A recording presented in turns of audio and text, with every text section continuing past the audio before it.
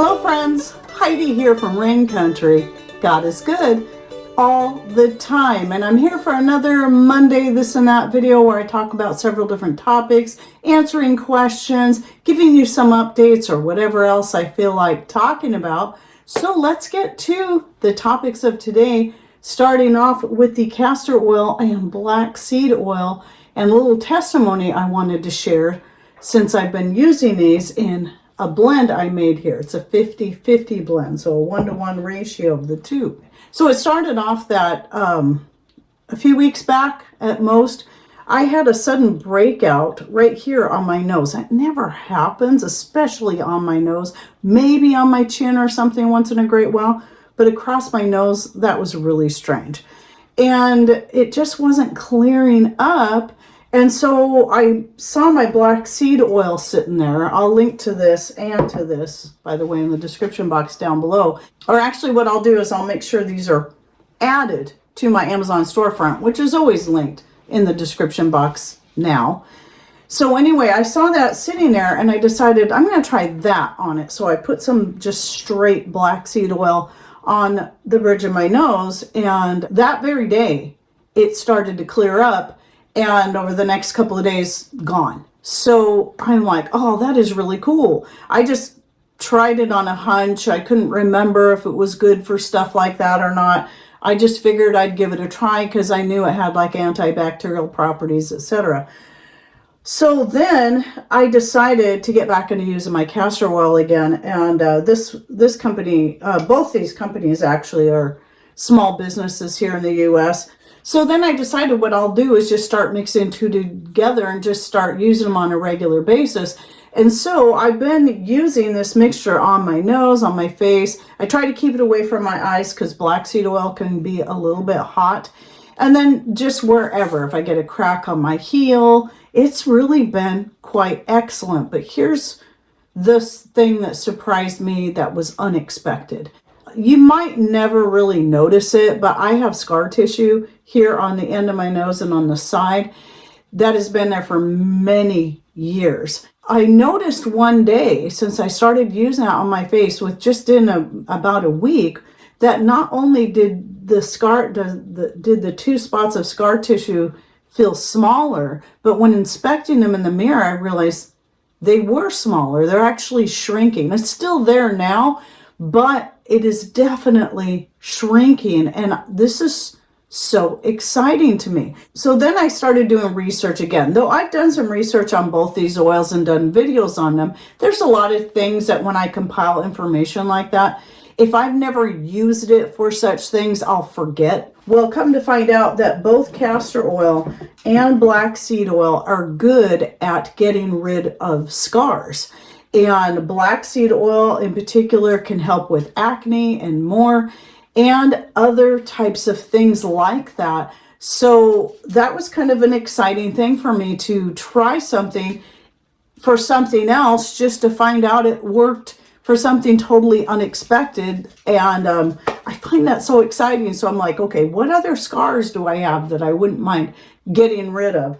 But anyway, just in case you've got some scarring somewhere, there's an option. Either one, you know, the castor oil alone will work, but the blend I think is actually quite powerful for many things. And anyway, that is if you can have castor oil. Now here's one of the things about castor oil and why I don't use it in the skin cream that I sell, like in my oil infusion, because I've started adding castor oil to the avocado oil when I'm doing different oil infusions, but only for those that I use for myself, because I know I'm not allergic to the castor bean.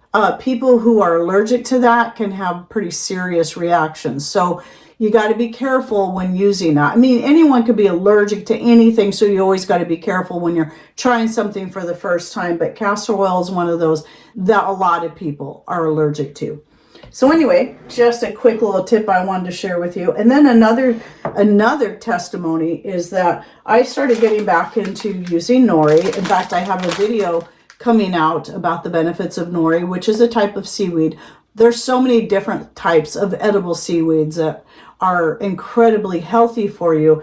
But like, I can't stand the taste of kelp, but I like Nori. And if you're interested in giving these a try, these are really good. I like these better than the ones I was getting before. They are organic. These ones are roasted. You can also find raw. Roasted tastes better. But they're so packed full of necessary minerals that our bodies need. And I'm finding it to be quite helpful to me. And so you might have just seen my most recent greens video that I put out. Well, I've now, since shooting that, I've been taking the nori sheets and putting them in my coffee grinder that is only for food products. And it doesn't really powder them, but it flakes them up. It flakes it up well enough, which is how I want it. And then mixing it into my mixed greens. And so you can see the darker color in there.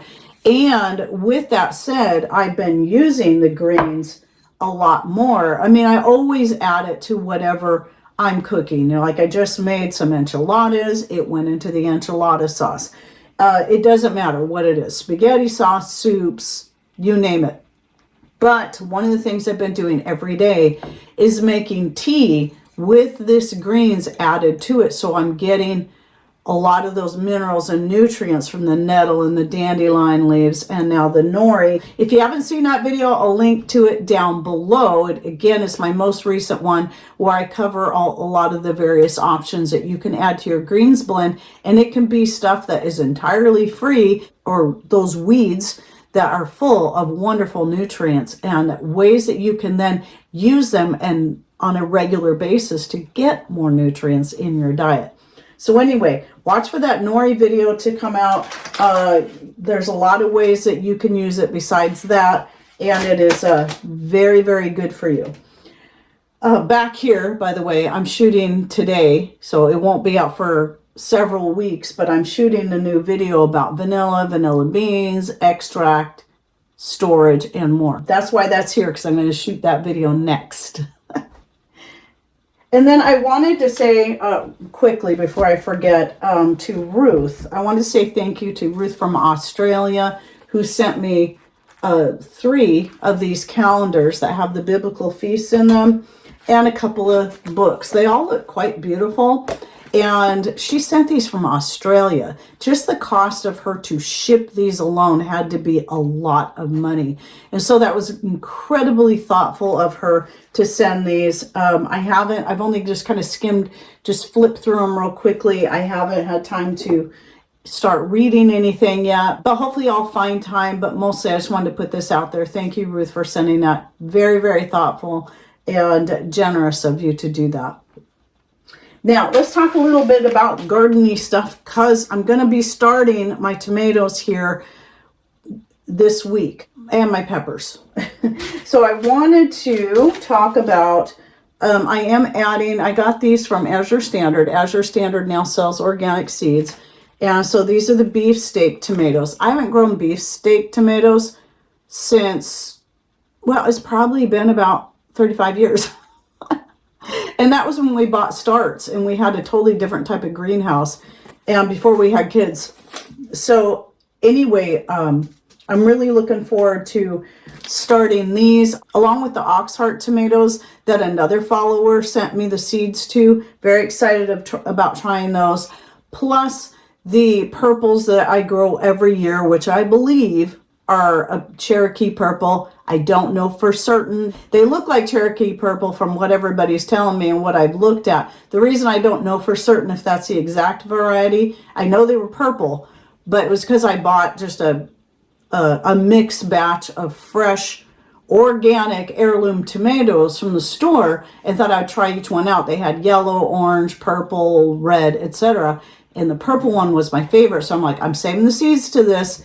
And that was, gosh, that was a good amount of years ago. I would say a very minimum of 12 years ago. And I've been growing them ever since. They're one of my favorites.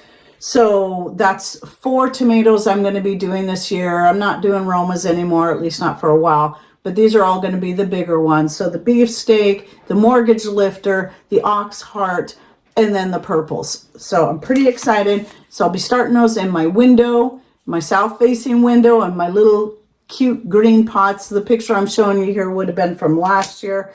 Those are working really good for me. They look nice. They're pretty much out of the way of grandbabies, and they're in the warmest room in the house, and they're getting as much possible sun as they can and still be inside. And then a couple other things I've mentioned before that I had bought previously. I think I got these on Etsy, but I wanted to try growing the dragon's tongue beans again. I'll show you some pictures here.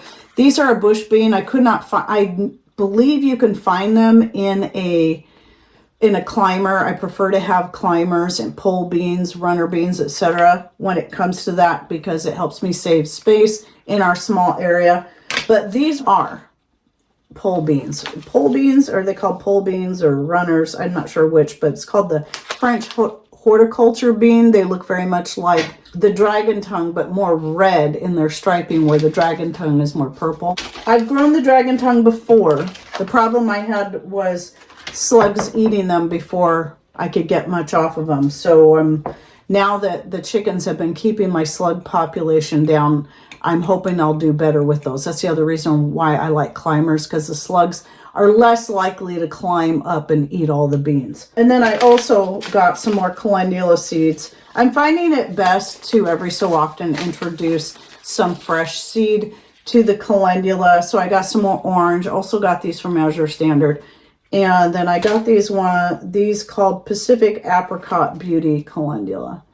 They look more yellow, but I'm wondering if they're going to have more of a peachy color. So yeah, so I'm getting excited about starting this. Obviously, I won't be starting the beans or the calendula real soon, but the tomatoes and my Chinese 5-color peppers. And I might start a small pot of some mini organic bell peppers I got from Misfits Market and then save the seeds from. I'm thinking about doing that too. So a little bit at a time, getting out there, picking at the garden. I've been pruning my grapevines on any nice day I get where I have time and getting them ready. And I got quite a bit done on that, but I still have more pruning to do on those, and need to do some cleanup of our fruit trees as well. So anyway, that's kind of where I'm at right now. But when it comes to garden updates, because of the way my videos are planned out, you'll probably be seeing these more in my this and that videos. So as I'm going along, if you want to keep up on what's going on in our garden, my Monday videos are going to be the place to find that, because they will be the ones most current to the time, since they're typically shot only a few days prior to publication, where all the rest of the videos you see throughout the week were shot at least 6 weeks prior, sometimes even farther ahead, especially if there are any of Patrick's videos. There's one more thing I meant to say about the oil. With all the absolute demonizing of seed oils, yes, some of them should be demonized, but that doesn't mean every oil that comes from any seed is bad. Castor oil and black seed oil definitely have their place, as do many other oils that come from plants. Yes, I believe that animal fats are very healthy, and it's a shame that they were demonized for so long, but it doesn't mean we should make a full switch and say all plant-based oils are bad too. They all can have their place as long as they're organic, non-GMO, come from healthy sources, etc. So then the last thing I wanted to touch on again, because I get this question a lot, especially from new people coming in, or even maybe people who followed me for a while and may have missed some of the videos I've put out over the past few years, is I get a lot of people that will ask me if I freeze dry, do I have a freeze dryer? And the answer is no and no. I have no interest. I have several reasons why I will not buy a freeze dryer. And even though we can run out and buy one if we really wanted it, I was even offered one for free and I turned it down because I have no interest. Another big thing to take up space that I really don't need. But again, this is nothing against people who have freeze dryers. One of the other reasons I decided I want to stick to the fact, even though I've considered a freeze dryer a few times over the years, is that not everybody can afford it. It is quite the investment. So I did a lot of research into the pros and cons. I've talked to a lot of people who have bought a freeze dryer and have regretted it. And so I compiled a lot of this information into 2 separate videos, because one year I did one, then I learned even more and I did a second follow-up video to that. And I will link to both of those videos in the description box down below if you're just curious as to why, or if you're one of those that's on the fence about a freeze dryer and you're hearing all these channels talking about how much they love theirs, and they probably do, but it is always a good idea to hear another side of the story. Including under those videos, you will find comments from people who do own one. In fact, one of the videos, I think it was the second one I did, I pinned one to the top of a lady who bought one and all the issues she had. Everything she said in that comment were the same things I heard from many other people who had bought them. People who emailed me, people who had commented under other videos. So it's not about me hating on people who own freeze dryers. Good grief, people. Of course not. That would be like people hating on me because, well, I have a blender and it's not their blender. So that's silly. You got to find what's best for you when it comes to any of this stuff. When it comes to preparing food, putting up food, etc. It's all going to depend on each individual person, but each person, especially the higher the expense of buying a particular piece of equipment, the more research and weighing out the good and bad, the pros and the cons, before you make that investment. And so that's why I do videos like that. And that's also why I decided, you know what, I'm going to stick to just the dehydrating so I can keep experimenting and trying new things, just like finding a way that you can dehydrate meat that prevents it from turning out chewy and hard, unless of course you're wanting jerky, but something that you can easily add to other dishes that will cook up well in water and be very much like freeze dried. So you don't have to have an expensive freeze dryer to put that up. Oh yes, I also cover the misconception that freeze drying is the only way to preserve all the nutrients. And yeah, you might want to learn about that too. So anyway, I hope you enjoyed my this and that for the week. Don't forget to check out the links I'll be putting in the description box down below, and share your thoughts and ideas in the comments, because those comments do help us. They help get this kind of information out to people who really want or need it. And thanks for watching. Take care and God bless.